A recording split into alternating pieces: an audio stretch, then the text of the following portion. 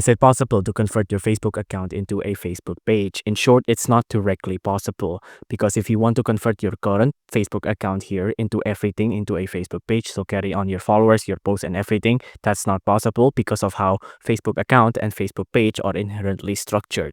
But we can sort of start to do it. First off, you want to take note of your name, your profile picture, your bio and everything else here. And then we can create a Facebook page based on that, therefore converting it, right?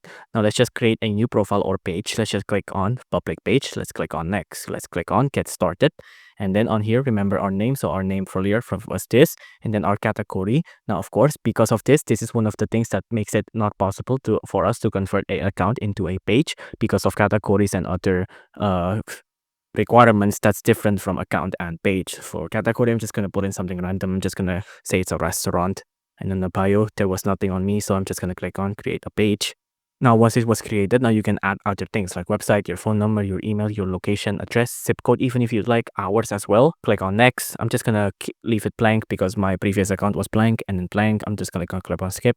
Next, done. You can enable that if you like. I'm just going to leave it blank. I'm going to click on done. And then let's just wait for it to load here.